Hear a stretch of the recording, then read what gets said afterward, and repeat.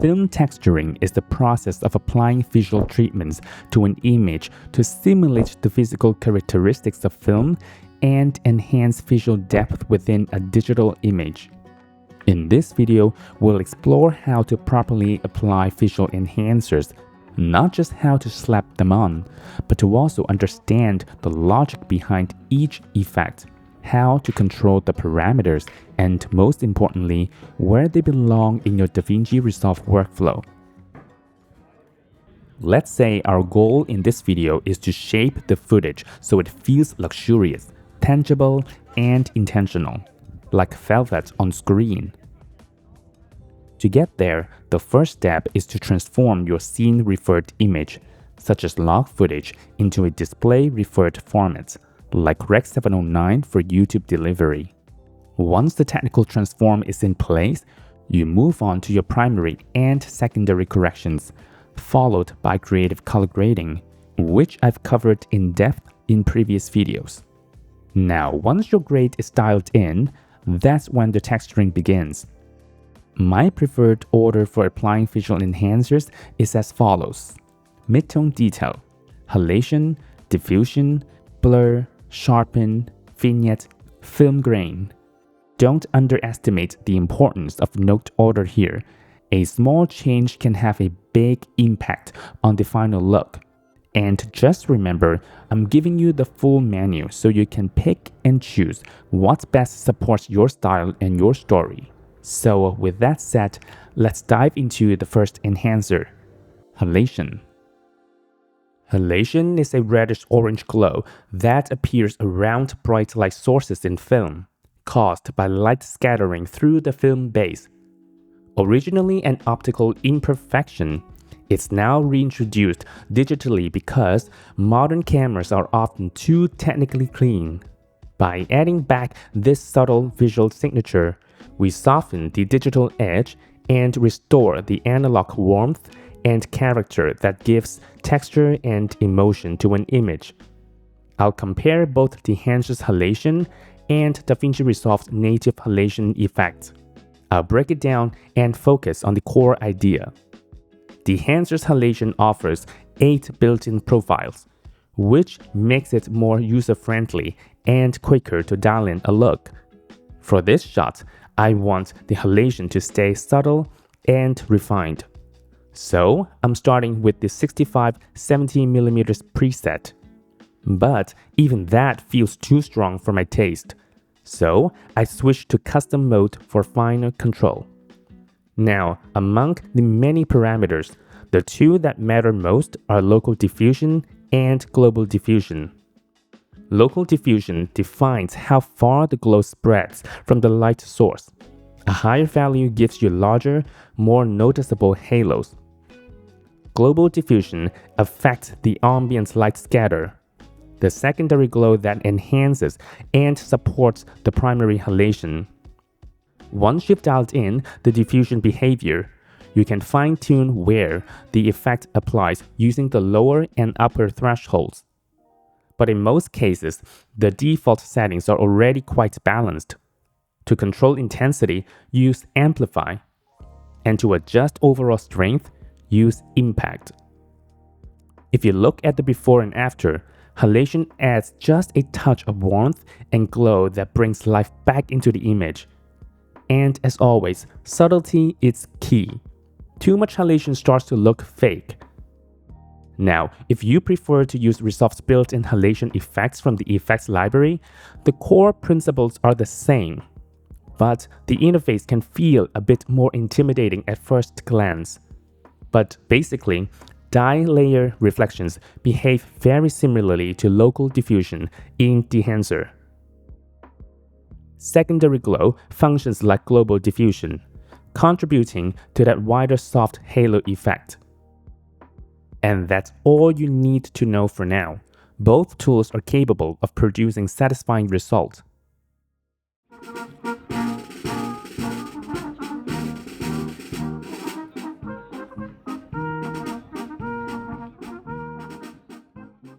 Now the question is, should halation be placed before or after your color space transform? Well, we'll discuss that as we explore the next visual enhancer, diffusion.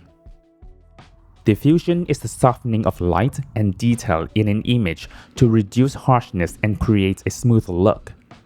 Traditionally, this came from physical lens filters like black pro mist or glimmer glass, which scatter light, especially around highlights, adding a flattering, organic quality to the image. In DaVinci Resolve, we can recreate this look digitally using diffusion effects in post, glow, and bloom. Let's use the glow effect from DaVinci's effects library as an example. Don't worry about all the advanced parameters, we'll just focus on the essentials. First, shine threshold sets the brightness level at which glow begins. Only areas above this threshold will glow. And then at spread, you can control how far the glow extends from those bright areas. A higher value gives you a softer, more feathered look. Skip all the way down to composite type. I like to switch between add for more punch and screen for a softer, more subtle effect. Finally, global blend adjusts the overall strength of the glow on the image. That's all a beginner needs to know for now. Glow is a soft light bloom that radiates from bright areas to create a dreamy feel. What about bloom? Bloom tends to affect broader highlight zones and soften edges in a more diffuse, low-contrast way, more of a gentle wash of light. Let me use the enhancer's bloom to demonstrate. The built-in presets are actually already great, but if you want to fine-tune the look, go into Custom. Diffusion controls how wide the bloom spreads. Higher values equal to larger, softer glow. Amplify controls the strength or brightness of the bloom. Use Impact to adjust the overall transparency of the bloom layer.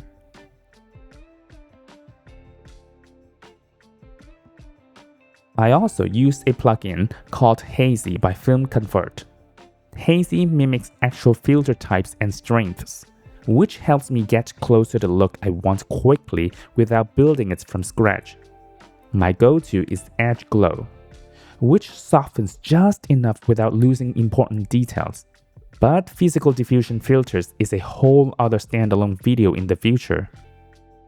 Now, although glow and bloom are similar, they are often used together to enhance the emotional tone and soften the digital harshness.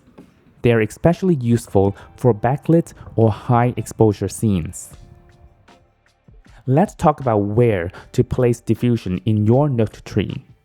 We apply diffusion after halation because halation is a film-based artifact that should appear crisp and close to highlight edges. Diffusion, like glow or bloom, then softens the overall image. So placing it after ensures halation isn't blurred or washed out. And to answer the previously posted question, should visual enhancers come before or after your color space transform? Well, if you apply them before CST, you're working in a scene-referred space, meaning you have more dynamic range and color volume to play with. But this can also make results unpredictable, since CST or DRT compresses highlights and alters tonal relationships. That's why I prefer placing most visual enhancers after CST. Once the image is in Rec 709, this ensures the effects sit on top of the final grade, not buried within it. It also allows for better consistency and control across a sequence of shots, especially useful when grading long-form content. We can use blur to further shape the image by subtly separating the subject from the background. It is a purposeful softening of detail, used not just for looks, but to also guide the viewer's attention and build atmosphere. There are many creative ways to use blur, but the most efficient method is to use defocus background. Start by creating a serial note after your diffusion note, if any. Add a depth map effect to isolate your subject. Enable adjust map levels and fine-tune the settings until your subject appears fully white. Then disable the depth map preview. Next, create another serial node. Connect the alpha channel and apply the defocus background effect. From here, you can adjust the blur amount. Choose between lens or Gaussian blur styles, and refine the overall blend to control how soft or natural the blur looks. And that's it. It's much easier than it seems.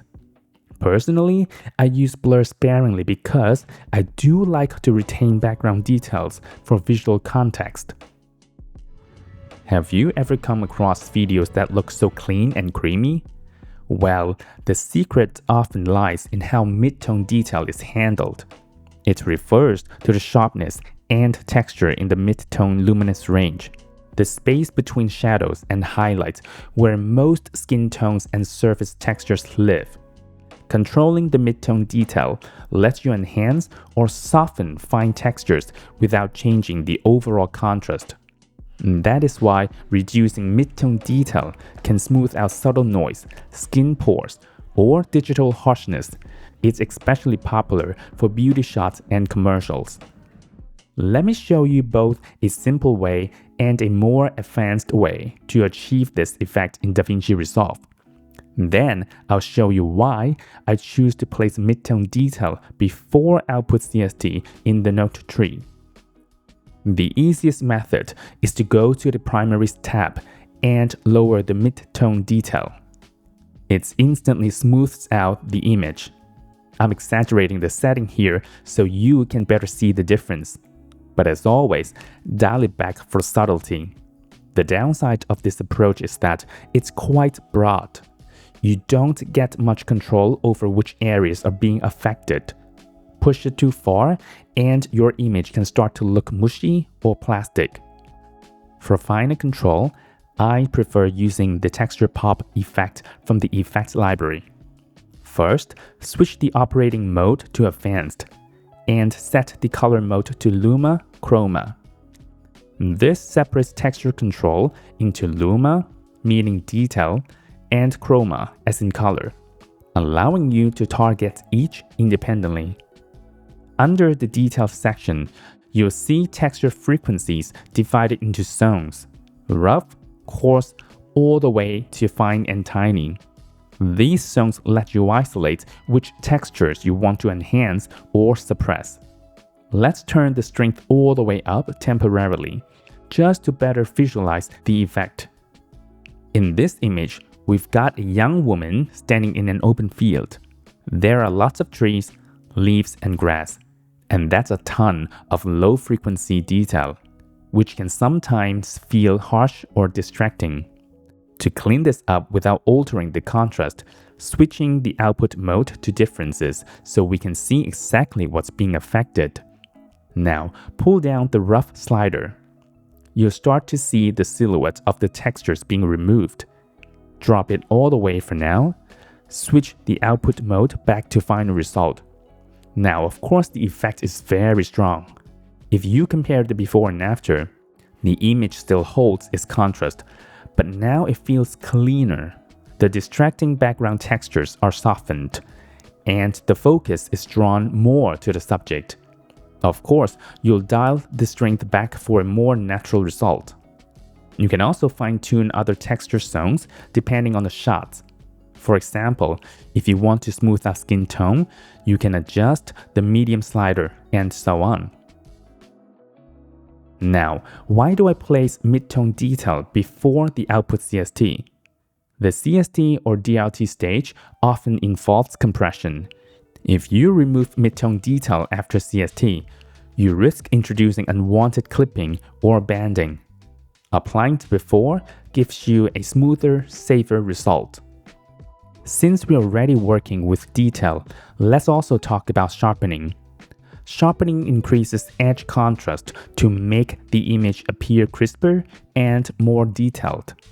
I always apply it after blur to ensure earlier softening effects stay smooth and untouched. Most people know this basic method. On the color page, go to Blur panel, then reduce the radius under sharpening. But here's a more refined approach. I start by masking only the area I want to sharpen, usually the subject, and then track that mask throughout the clip. To better visualize what's being affected, I turn on highlight and highlight differences. Then I pull down the radius to increase sharpness. The key to keeping sharpening subtle is to also lower the scaling value. This reduces the overall intensity and prevents the image from looking overly digital or harsh. With this approach, you can subtly guide the viewer's eyes while not turning the whole image looking harsh and digital. To emulate a more analog, film-like texture, you can actually use this tool in reverse.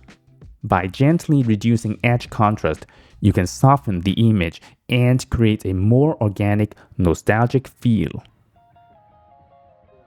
We can also use Vignette to guide the viewer's focus towards the subject or center of the frame. Originally an unintended optical artifact, now it has become an intentional storytelling device to control composition, mood, and depth. This isn't the same as light shaping, which happens earlier during color correction. Vignette is the finishing touch, added near the end of the grade, after blur and sharpen, and right before film grain. Here's a quick, straightforward way to create a vignette in DaVinci Resolve. On the color page, use the power window tool to draw an oval around your subject. Invert this selection so you're working on the outer edges. Then feather it generously for a smooth fall off. From there, gently lower the lift or gamma to darken the edges, or raise them for a softer halo effect. You can also use the built-in vignette effects from the effects library. The concept is the same, but it gives you more precise control over shape, size, smoothness, and even color, making it easy to dial in exactly the mood you want. Now, film grain is certainly a subject in film texturing I'm most excited to talk about. Originally, it was simply the visible texture that was inherently embedded in early film stocks. Today, in the digital era, it's a deliberate stylistic choice. I place it at the very end of the color grading pipeline as a true finishing touch. There are many third-party plugins for film grains, but the principles are the same, and most come with built-in preset. Film grain generally falls into three categories. Fine grain, very small grain particles. It's great for a clean, polished look. Medium grain, mid-sized particles. This offers a balanced texture that adds character while preserving detail, perfect for many cinematic styles. Coarse grain refers to large, more pronounced particles. It creates a gritty and raw feel, often seen in documentaries and indie films for a tactile, expressive look.